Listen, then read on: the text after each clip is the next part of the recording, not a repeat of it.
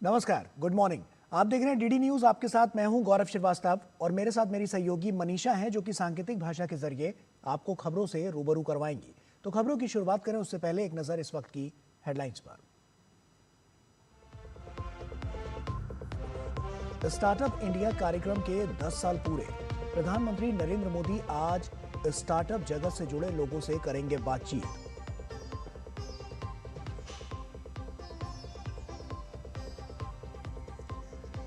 पश्चिम बंगाल, गोवा, लक्षद्वीप, राजस्थान और पुडुचेरी में एसआईआर की समय सीमा 19 जनवरी तक बढ़ी।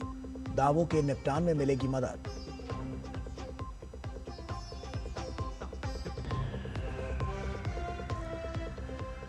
महाराष्ट्र में बीएमसी समेत 29 नगर निकायों के लिए हुए चुनाव के नतीजे आज 10 बजे से शुरू होगी वोटों की गिनती।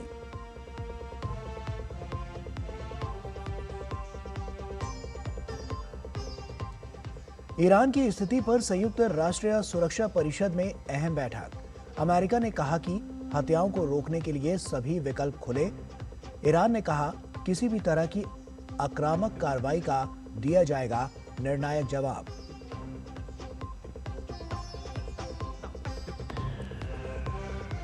इंडिया ओपन बैडमिंटन टूर्नामेंट में लक्ष्य सेन का क्वार्टर फाइनल मुकाबला आज। चीनी ताइपे के सी वाई लिन से होगा मुकाबला।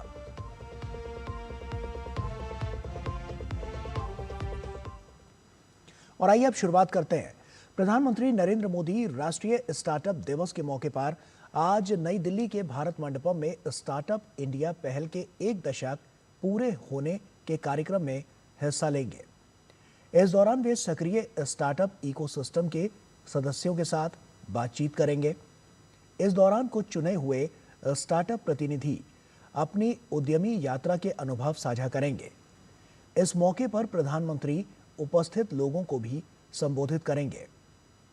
स्टार्टअप इंडिया को 16 जनवरी 2016 को प्रधानमंत्री द्वारा एक बदलाव लाने वाले राष्ट्रीय कार्यक्रम के रूप में लॉन्च किया गया था, जिसका उद्देश्य भारत को नौकरी मांगने वालों की बजाय नौकरी देने वालों का देश बनाने के साथ नवाचार को बढ़ावा देना, उद्यमिता को बढ़ावा देना और निवेश से होने वाले विकास को सक्षम बनाना था।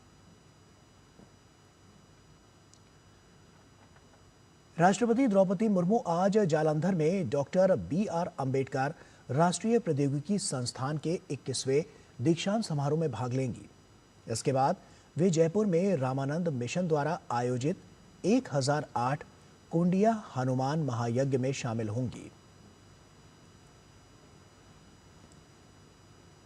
28वें राष्ट्रमंडल देशों के अध्यक्षों और पीठासीन अधिकारियों के 3 दिवसीय सम्मेलन में आज संसद के प्रति जन भागीदारी और सदस्यों की सुरक्षा जैसे अहम विषयों पर चर्चा होगी। लोकसभा अध्यक्ष ओम बिरला समापन सत्र में देश विदेश के प्रतिनिधियों को संबोधित करेंगे, जिसमें विधायी कामकाज को और बेहतर बनाने पर जोर दिया जाएगा। आज के एजेंडे में सबसे ऊपर मतदान के बाद नागरिकों की भागीदारी और संसद सदस्यों की सुरक्षा व सेहत जैसे मुद्दे शामिल हैं।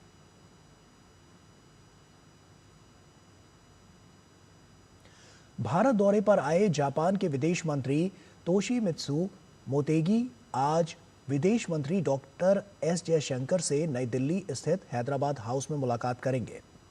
इस दौरान दोनों देश 18वीं भारत जापान सामरिक वार्ता करेंगे, जिसमें इंडो पैसिफिक क्षेत्र में सहयोग को और मजबूत करने पर विशेष ध्यान रहेगा।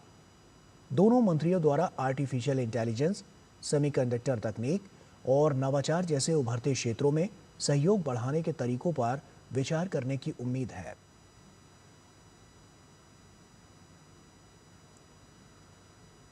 निर्वाचन आयोग ने गोवा, लक्षद्वीप, राजस्थान, पुडुचेरी और पश्चिम बंगाल में जारी मतदाता सूची के विशेष गहन पुनरीक्षण यानी एसआईआर की सीमा बढ़ा दी है और ये प्रक्रिया अब 19 जनवरी तक जारी रहेगी। निर्वाचन आयोग ने इस संदर्भ में एक पत्र जारी कर मुख्य निर्वाचन अधिकारियों को सूचित किया है। आयोग ने निर्देश दिया है कि मुख्य कार्यकारी अधिकारी दावा और आपत्ति की बढ़ी हुई अवधि के बारे में व्यापक प्रचार प्रसार सुनिश्चित करें ताकि अधिक से अधिक लोग इस प्रक्रिया में भाग ले सकें।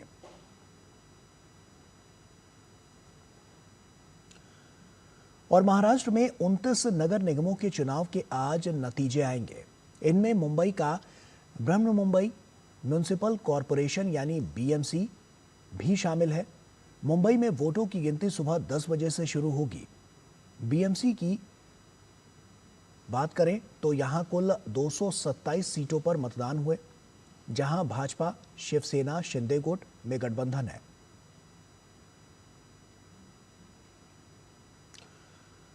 और वहीं आईएमएफ ने कहा है कि भारत वैश्विक अर्थव्यवस्था का प्रमुख विकास इंजन है।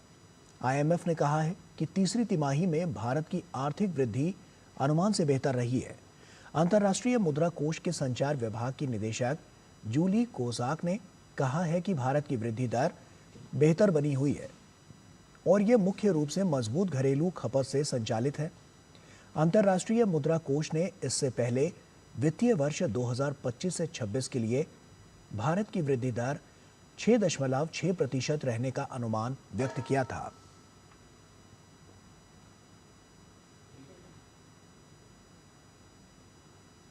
इजरायल की राजधानी तेल अवीव स्थित भारतीय दूतावास ने क्षेत्र में मौजूदा स्थिति को देखते हुए भारतीय नागरिकों को इजरायल की अनावश्यक यात्राओं से बचने की सलाह दी है। दूतावास ने इजरायल में मौजूद सभी भारतीय नागरिकों को सतर्क रहने और स्थानीय अधिकारियों और समय समय पर सुरक्षा संबंधी दिशा निर्देशों और प्रोटोकॉल का सख्ती से पालन करने की सलाह दी है।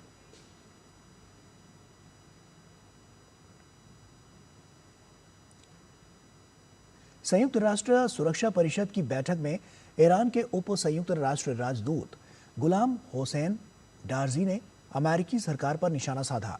उन्होंने कहा कि यह बहुत दुख की बात है कि अमेरिका ने ईरान में अशांति को हिंसा में बदलने में अपने देश की सीधी भागीदारी को छिपाने के लिए झूठ, तथ्यों को तोड़ने मरोड़ने और जानबूझकर गलत जानकारी देने का सहारा लिया है। वहीं यूएन में अमेरिकी दूत माइक वॉल्ट्ज ने ईरान पर पलटवार किया। उन्होंने कहा कि राष्ट्रपति डोनाल्ड ट्रंप और अमेरिका ईरान के बहादुर लोगों के साथ खड़े हैं। साथ ही उन्होंने ईरान सरकार पर सवाल उठाए।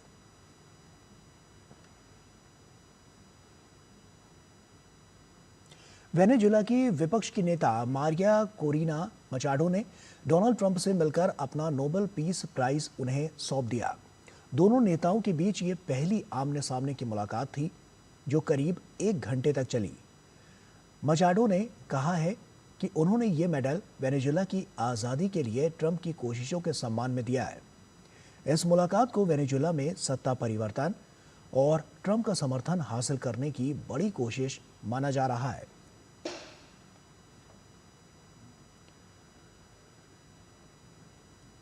भारत के स्टार बैडमिंटन खिलाड़ी लक्ष्य सेन आज इंडिया ओपन बैडमिंटन टूर्नामेंट में अपना क्वार्टर फाइनल मुकाबला खेलने उतरेंगे। लक्ष्य का क्वार्टर फाइनल में सामना चीनी ताइपे के लिन चिन यी से होगा।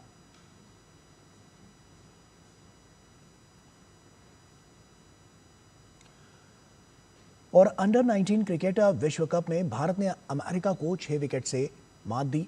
पहले बल्लेबाजी करते हुए अमेरिका की टीम 35.2 ओवर में सिर्फ 107 रन बनाकर आउट हो गई।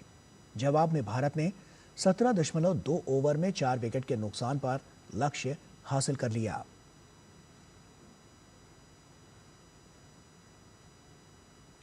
हरलीन देओल की नाबाद अर्धशतकीय पारी के दम पर यूपी वॉरियर्स ने मुंबई इंडियंस को 7 विकेट से हराकर महिला प्रीमियर लीग 2026 सत्र में अपनी पहली जीत दर्ज की है।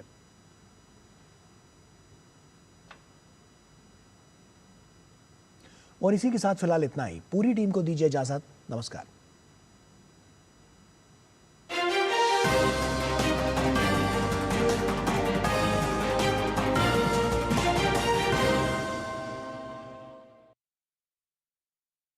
वो सिर्फ एक नाम नहीं, एक पहचान है। वो सिर्फ एक कहानी नहीं, एक मिसाल है।